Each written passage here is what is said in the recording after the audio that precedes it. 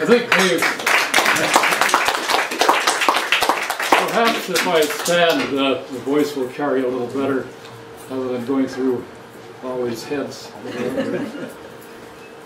Okay, why did I come to Pemberton is why I've been asked many times, and I guess I should just go back a little bit in history to say that I was brought up in what was a very small community at that time.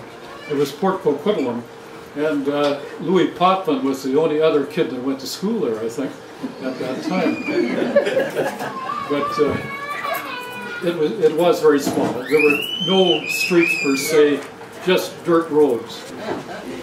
But that was my background living there in the late 20s and through the 30s. So when I got out of high school, we had 2 teachers to teach the entire high school, so we didn't get much formal education.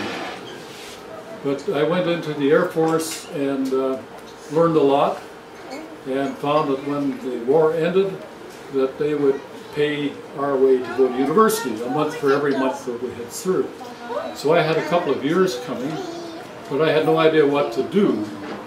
But one weekend I was out in Port Coquitlam visiting my folks, and I ran into the town druggist.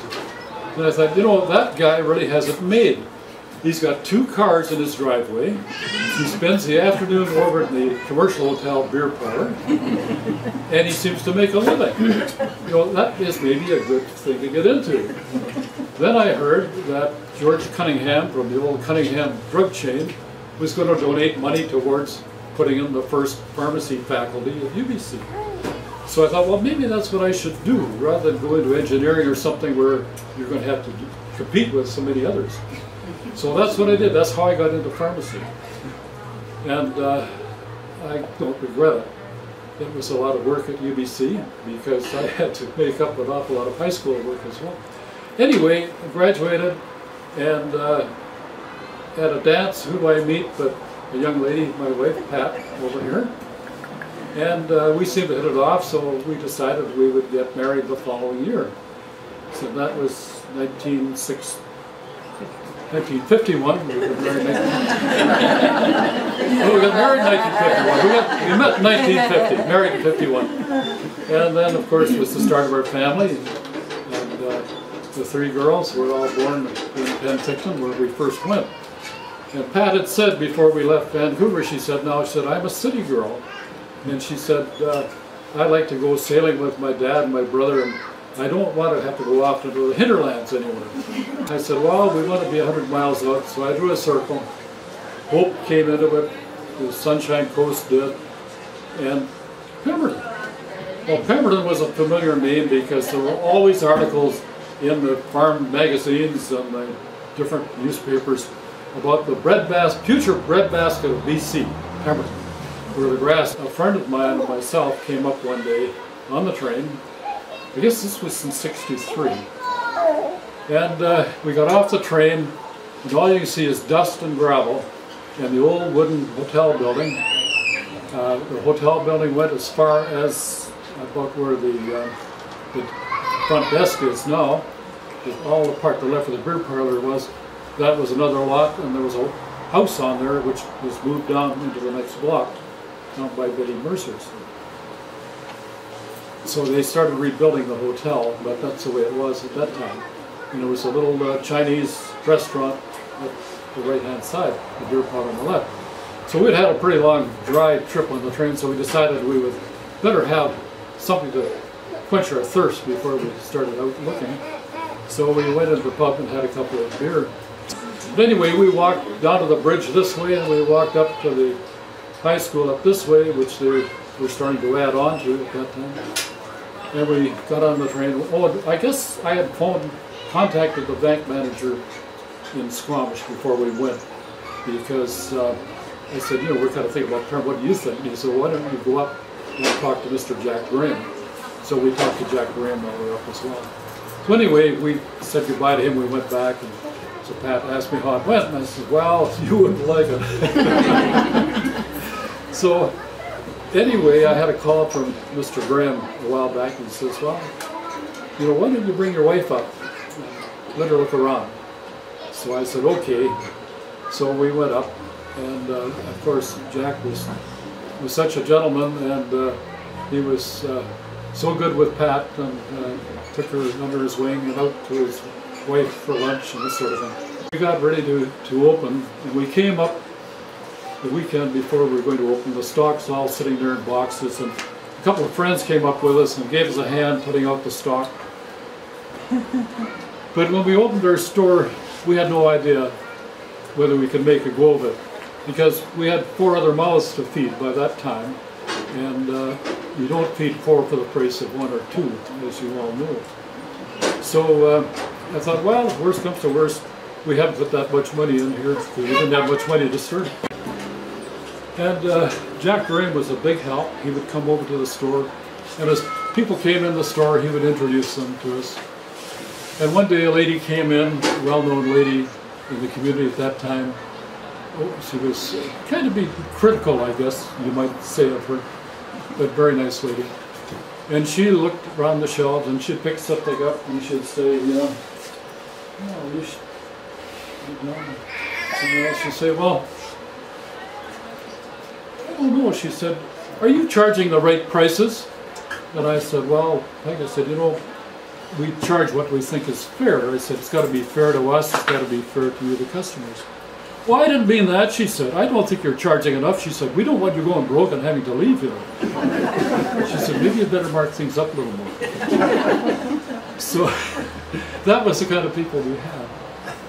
And then we had the people who would phone at 2 or 3 o'clock in the morning and say, well, my child is ill, and I've just phoned Dr. Kindry in Squamish, or Dr. Clark in Lillooet, and they're going to phone a prescription into you. And then we'll come over and pick it up. And so this would happen every once in a while. And that first month or 2 we were here, the school principal came down to the store and said, well, you ever thought of teaching school? And I said, oh, come on, you got to be kidding. He said, no, he said, I'm serious. He said, we've just had this new addition put on the school, and that allows us to have another half teacher. So in other words, I said, you want me to be a half-assed teacher? And he said, well, no, he said, seriously, he said, you could be.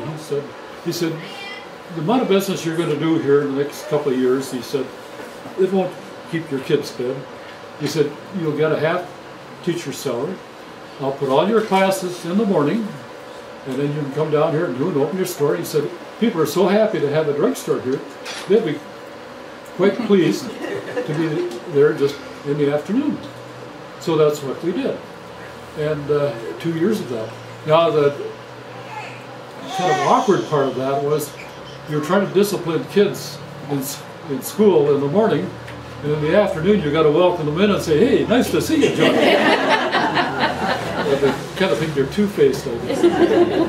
But those are the things we ran into. And I guess a little bit about pharmacy in those early days.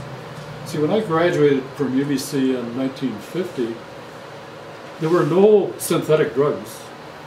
They were unheard of. Penicillin was just starting to come on the market in about, in the late 40s, into the pharmacies.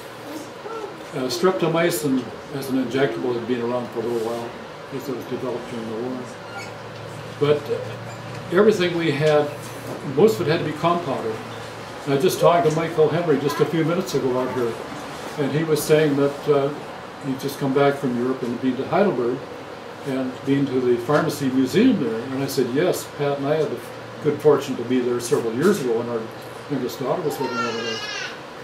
And he said, those big mortars and things, did you really use those? I said, well, of course we did. Because I used a mortar and pestle umpteen times a day when I was doing my actual pharmacy work in Vancouver, where it was straight dispensaries. Because you ground your vegetable drugs and your mineral drugs in that pestle. And, or mortar, I should say, and stirred it and ground it with the pestle. So, yes, those were the days. And if you needed a laxative, it would be Cascar or Senna. And something for your stomach would be one of the calcium manganetes or something along that line. So yes, that's the way it was. And we made our own capsules. We used to buy the gelatin shell in different sizes, and depending on the amount of dosage had to be there. And so we had to have a proper balance where you could measure right down to a single grain. And yes, we practiced pharmacy in those days. Nowadays, they take it off the shelf. Well, tablets. Nowadays, it's all Tylenol. In those days, it was all ASA. And these were put out by Frost, which was one of the Canadian manufacturers, and eventually tied in with Merck Frost. So those were the times. And we had it was great because we were part of the community. And this is, as any of you that have been here for any number of years know what a close-knit group this is. And it wouldn't matter who you were or what you needed, there'd be somebody there to help you out with it. And we never thought of the people as being our customers so much as all the people here were friends. That meant an awful lot to us because they helped us out in the tough times. They were there for us, and we appreciate that. Bob, yeah. Could we get you just to step aside and explain how, with the mushrooming business and drugs, how you were able to go from this basic converted garage into the fine structure that forms the basis of the pharmacy today? There it is. Humble beginnings. This was when the tourists started coming through. My brother, a bit of an artist, and he painted this map of the area. Here's Anderson Lake, Pemberton, and here. Actually, this picture was taken a year or two after we came because we didn't have a Coke machine when we first came. And we lived up here, 500 square feet, 4 children, for almost 5 years. Now, this was the first freight truck, commercial truck, come into the Pemberton Valley. This was Langley Freight Lines. They came up in July of '64 with our furniture. And so we'd arranged with Langley Freight to come to the house and pick up all the furniture and to take it to North Vancouver to the PGE freights there, and they would load all of this into a boxcar and send it up to a boxcar. But I had gone down the weekend before, and we had an Econoline van. So I said, well, I'm going to drive the van up this weekend. And I took Leslie, our youngest daughter, she was about 9 at the time, I guess, and we loaded everything we could into the back of that van, and we drove up. And when I got here, I phoned Pat and said, well, we made it. She said, oh, that's good. She said, the furniture is coming up tomorrow, and it's on the train. No, she said, the truck driver said, if you could get up there with your van, he can get his truck up there. Well, when I drove up through the old road, even with the van, we were pushing aside brush in varying places. And going over a creek, there'd just be maybe 3 logs across, and you had to line up with those. You old timers remember that. But anyway, there's the proof. Langley Freight did get here, and there wasn't a single thing cracked or broken. Wow. Oh, look at that. This was, we had decided we needed more space, an up-to-date space, so we built this piece here. We had it built for us. It was about 1,800 square feet, which was a big improvement. And I should say that in here, when we started out, we just had a very small area, and there was a shop in the back. In other words, like the big trucks and things. So Elmer and Elmer Hellbank here, along with George Mitchell, they would come and they would take out a back wall and they would put the wall score back there and the walls, and we could expand that. And we finally got it up to about pretty well 1,000 square feet, I think, didn't we? But it worked well. And we got here, and this was just night and day. It even had a proper washroom in the back and a storage area. And there's, Linda. heading into the dispensary. So there was our front of our dispensary. Okay, here's our front door was here. And then John Koslich added onto this to make it look the same. And we rented this space here for some years. There's the snow up top of the hill. This was the first garbage can in the Pemberton Valley. So kids come in and buy chocolate bars and they just threw the wrappers on the ground. Fancy. And I'd say, hey. They said, why? This was the side view, of course. Another important thing in medicine at that time was several. One was that medically we had public health nurse here, Mrs. Koslich did that as a part-time thing. And then there was always a health nurse that worked for the Mount Currie Band as well. And if there was a bad accident or a baby coming all of a sudden, they were right there. And what used to be the old, I need to remember where the old library was down here on whatever the name of that street is now, I've forgotten. But that building was the health center. And that's where the babies were delivered and people got stitched up. And if there wasn't a nurse around, Bob Taylor, who had PX Garage over here, which is now the Esso, he would stitch them up. And I don't know whether he delivered any babies himself, but his mother used to, Granny Taylor. Delivered a lot of babies here. So there were always people to step in. And then would maybe get a call in daytime or nighttime and say, oh, so-and-so is really sick, or somebody's had a bad accident up in the bush. We've got to get them out to hospital. So you check with the railway to see which way there would be a train running next.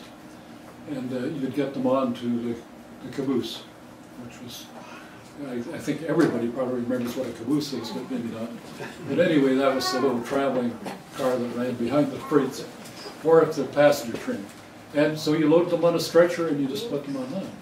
If there wasn't, then the railway had their speeders over here, and these little trailer speeders that go behind the speeders, they built a box on the back of one of those out of plywood, and that was where you put the stretcher in there. And if there was a nurse or somebody to go with them, they would sit on a stool or something in there and they would go rocketing down the rails. And sometimes people seem to think, well, there was no doctor here, so heck, we were next to a doctor as far as they were concerned. But of course, I had a rudimentary first aid, and mostly you had to use common sense. I had a man come in one day, in fact, if you didn't know him, you would know of him, Slim Fogarty, who was probably one of the toughest, he was a Swede, wasn't he? Toughest Swede I ever met. And although he had all kinds of arthritis in his feet and a lot of toes removed, he had trouble walking, but you never hear him complain. He came in one day with his hand out like this, and he had a wedge of wood about this long, it was about that wide at the top, it came to a point. And it went into his hand here and it was poking out the back. He says, get this out for me. Well, what do? You have to. So anyway, he was tough. He just hung out of the side of the counter, and I got a pair of pliers, and I yanked it out. And it's what you had to do. And poured some dead all over. And that was the medical treatments in it. Well, I guess one of the big things, I'm kind of getting out of sequence maybe, but back in, I guess it would be the 70s, Milt Fernandez came to town with his wife, Thelma, and kids, and he had started the taxi, or took over the taxi service here. But then he decided we really needed an ambulance here, so he brought in an ambulance. Now, that man probably did more for medicine here than anyone, because Milt may not have had an awful lot of training, but he had that innate capability of being able to size up the situation and knowing what to do, and he'd go ahead and do it. And he probably saved a lot of people a lot of anguish. I know he took members of our family out at different times to the coast, and very close calls, and I have to really hand it to Milt. He did a lot. And then, of course, we had the fire department here, so Milt had a bit of fire training, so he got interested in that and became the chief. And he probably put our fire department in the modern age, wouldn't you think, Shirley? Yeah. And I have to give Milt a lot of credit. He did an awful lot for this community, and largely unsung, but he really did. And then the first, I guess, doctors in the beginning, Dr. Kindry used to come in from Squamish once a week, Thursdays I think it was, and come in on the train in the morning and go back in the evening. So that was your contact with the doctor. If you're going to be sick, Thursday's today.